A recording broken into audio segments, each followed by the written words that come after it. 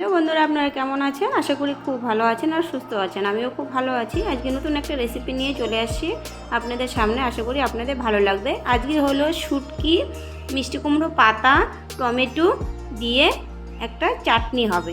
চাটনিটা দিয়ে এক থাল ভাত পর্যন্ত আপনারা সুন্দরভাবে খেয়ে নিতে পারবেন, আর কোনো কিছু প্রয়োজন নেই। তো বন্ধুরা চলুন পুরো রেসিপিটা সঙ্গে থেকে দেখুন।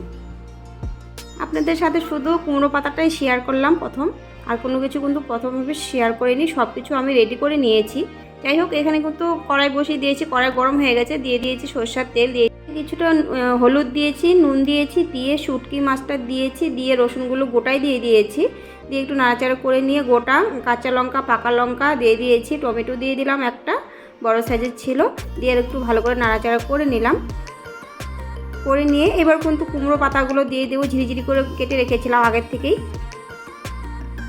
কুমড়ো পাতাটা দিয়ে এবার কিন্তু ভালো করে আবার নাড়াচাড়া করতে হবে। বেশিক্ষণ ড্রাই করবো না, বেশি ড্রাই করলে কিন্তু পেস্ট করলে ভালো ফিনিশিংটা আসে না, একটু নরম নরমই থাকবে। দেখুন হয়েই গেছে। আর একটু কিন্তু আমি ফ্রাই করে পরে নামিয়ে দিলাম, সেটা আপনাদের সাথে শেয়ার করলাম না। যাই হোক, একটু ঠান্ডা হয়ে গেছে, এবার কিন্তু মিক্সি জারে তুলে নিচ্ছি। আর ধনে পাতাটা আগের থেকে আমি দিইনি, আগেই মানে আমি ভুলে গিয়েছিলাম, ওই জন্য কাঁচা ধনে পাতাটাই দিয়ে দেবো। কাঁচা ধনে পাতা দিলেও টেস্টটা ভালোই লাগে, খারাপ লাগে না। তো কিছুটা ধনে পাতা দিয়ে এবার কিন্তু মিক্স করে নেব মিক্সি জারে। তো পেস্ট হয়ে গেছে বন্ধুরা, দেখুন কত সুন্দর হয়েছে না ফিনিশিংটা।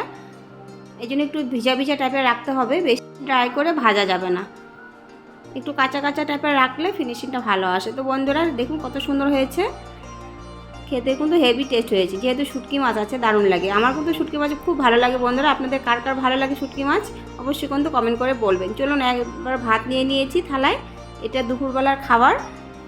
আরও আছে অনেক কিছুই, কিন্তু আমি শুধু আপনাদের সাথে চাটনিটা শেয়ার করছি। এবার চলুন খেয়ে নিই। কত সুন্দরভাবে ভাতটা মাখা যাচ্ছে চাটনিটা দিয়ে।